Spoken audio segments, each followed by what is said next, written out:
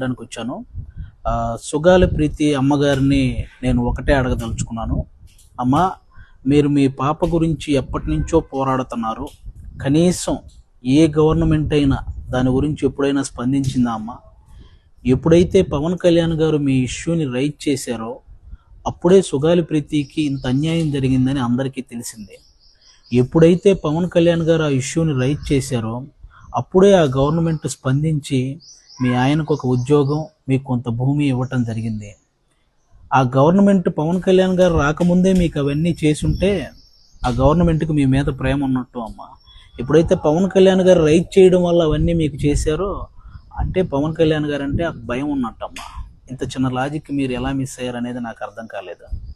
అంటే పవన్ కళ్యాణ్ గారి ప్రోద్బలంతోనే అది సిబిఐ ఎంక్వైరీ దాకా వెళ్ళింది.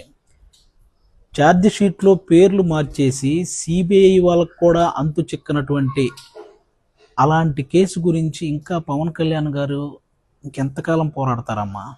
మీరైనా ఆలోచించాలి.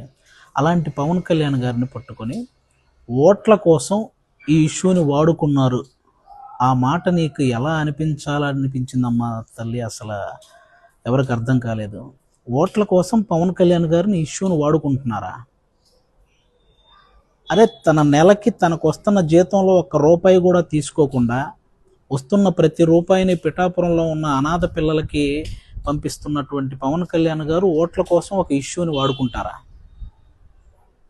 కుల మతాలతో సంబంధం లేకుండా కష్టాల్లో ఉన్న ప్రతి రైతుకి ₹2 లక్షల సహాయం చేసుకుంటూ వెళ్ళిన పవన్ కళ్యాణ్ గారు ఓట్ల కోసం ఒక ఇష్యూని వాడుకుంటారా?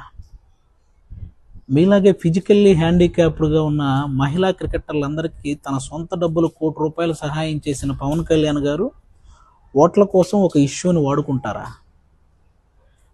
అరే, ఇంకా ఎన్నని చెప్పాలమ్మా? ఒక ముసలావిడ జస్ట్ జనసేన విజయం కోసం కోరుకుంది అని చెప్పి ఆవిడని ఆఫీస్కి పిలిపించి ఆవిడకి చీర పెట్టి డబ్బులు పెట్టి నీకు ఇంకో కొడుకున్నాడమ్మా అని చెప్పిన పవన్ కళ్యాణ్ గారు ఓట్ల కోసం ఒక ఇష్యూని వాడుకుంటారా? అన్నా, మాకు రోడ్లు కావాలి అని చిన్న పిల్లల దగ్గర నుంచి పేద పిల్లల వరకు ఎక్కడ ఏ మారుమూల ప్రాంతాల్లో ఎవరు అడిగినా సరే వెంటనే స్పందించి అక్కడ రోడ్లు వేయించిన పవన్ కళ్యాణ్ గారు ఓట్ల కోసం ఒక ఇష్యూని వాడుకుంటారా? తిరగడానికి ఫ్యాను, వెలగడానికి బల్బు ఉండదని తెలియని మన్యం ప్రాంతంలో ఒక బల్బు, అలాగే వాళ్ళ జీవితాల్లో వెలుగునించి వాళ్ళకి నడవడానికి చెప్పులు, తిరగడానికి రోడ్లు వేయించిన పవన్ కళ్యాణ్ గారు ఒక ఇష్యూని ఓట్ల కోసం వాడుకుంటారా? అమ్మా, ఓట్ల కోసం ఇష్యూని వాడుకునే వాళ్ళు సంపాదించుకుంటారు కానీ ఇలా సహాయం చేయరమ్మా. మీరు ఇది ఒక్కటి గుర్తుపెట్టుకోవాలి. ఆ మాట మీరు ఎందుకు అన్నారో తెలియదు. పాలు పోసిన వ్యక్తినే కాటేసే మనస్తత్వం మీకు ఎలా వచ్చిందనేది నాకు ఇప్పటికీ అర్థం కావట్లేదు. ఒక్కసారి దయించి మీరు పవన్ కళ్యాణ్ గారు కాకుండా ఈ ఇష్యూని మీరు కోరుకున్న విధంగా ఎవరైనా నిజంగా న్యాయం చేయగలిగితే నా జీవితంలో జనసేన గురించి మాట్లాడనమ్మా. మీరు పక్కన వాళ్ళ మాటలు విని పవన్ కళ్యాణ్ గారిని విమర్శించడం ఆపేస్తే బెటర్ అని నా ఫీలింగ్ అమ్మా. అలాగే నెక్స్ట్ ప్రొఫెసర్ నాగేశ్వరరావు గారు, ఏమండి, అమిత్ షా గారితో పవన్ కళ్యాణ్ గారు ఇలా అన్నారు అని మీరు తప్పు మాట్లాడినప్పుడు ఈయన డబ్బులు తీసుకునే ఇలా అన్నాడు అని జన సైనికులు అనడంలో తప్పే ఉందండి. అయినా ఇది రేడియో కాలం కాదండి. మీరు ఏదైనా చెప్తే అది వినుకుంటూ మేమేం మాట్లాడకుండా కొట్టుకుంటూ వెళ్ళడానికి సోషల్ మీడియా కాలం. కంపల్సరీ మీరు విశ్లేషిస్తే దాని మీద విశ్లేషించడానికి అందరూ రెడీగా ఉంటారండి. కాబట్టి ఈ విశ్లేషణ అనేది మీరు కూడా అది తప్పు అవడం వల్లే కదా మీరు మీ మాటలను విత్డ్రా చేసుకున్నారు. మరి తప్పు చేసిన తర్వాత కూడా మళ్ళీ ఇంకా డిబేట్లు, డిస్కషన్లు ఏంటండి? పవన్ కళ్యాణ్ గారి విషయంలో మీరు మాట్లాడింది తప్పు, మ్యాటర్ ఓవర్. మీరు తప్పు చేసినా కూడా ఆయన అంటే నాకు ఇంకా గౌరవం ఉంది అని అన్న పవన్ కళ్యాణ్ గారు గొప్ప వాళ్ళ, తప్పు చేసి కూడా ఇంకా పవన్ కళ్యాణ్ గారి మీద అందరినీ కూర్చోబెట్టి తిట్టిస్తున్న మీరు గొప్ప వాళ్ళ? ఒకసారి ఆలోచించండి. ఎందుకంటే ఆ వ్యక్తిని విమర్శించినప్పుడు లేకపోతే ఆ వ్యక్తి గురించి తప్పుగా మాట్లాడినప్పుడు ఆయన అభిమానించిన వాళ్ళు ఆటోమేటిక్గా రియాక్ట్ అవుతారు. అందరినీ ఆపలేం కదా, అందరూ ఆయనలాగా ఉండరు కదా. కాబట్టి ఇది ఒకసారి మీరు ఆలోచించాలని మనస్ఫూర్తిగా కోరుకుంటున్నాను. ఇంకా అంబటి రాంబాబు గారు, పేరు నాని గారు, ఇంకా కాపు కులానికి సంబంధించిన కొంతమంది వ్యక్తులు మాట్లాడితే పవన్ కళ్యాణ్ గారు కాపు కులాన్ని తాకట్టు పెట్టాడు అంటుంటారు. అయ్యా, ఇన్నేళ్ల రాజకీయ చరిత్రలో కాపు కులం నుంచి పవన్ కళ్యాణ్ గారి లాంటి స్థాయికి ఎదిగిన వ్యక్తి ఒక్కరైనా ఉన్నారా? ఈరోజు ఆంధ్రప్రదేశ్ని చంద్రబాబు నాయుడు గారితో పాటు ఈక్వల్గా పరిపాలిస్తున్న పవన్ కళ్యాణ్ గారు అంటే కాపు కులాన్ని తాకట్టు పెట్టినట్ట, కాపు కులాన్ని నిలబెట్టినట్ట? అయినా దేశాన్ని గురించి పాటుపడుతున్న వ్యక్తికి ఒక కులాన్ని అంటగట్టడం ఎంతవరకు కరెక్ట్? అసలు కులానికో మతానికో అలా అలా ఆ పిచ్చి ఉన్న వ్యక్తి అతను. అందరినీ సమానంగా చూసే వ్యక్తి, అన్ని కులాలని అన్ని మతాలని తన వెంట నడపాలనే వ్యక్తి.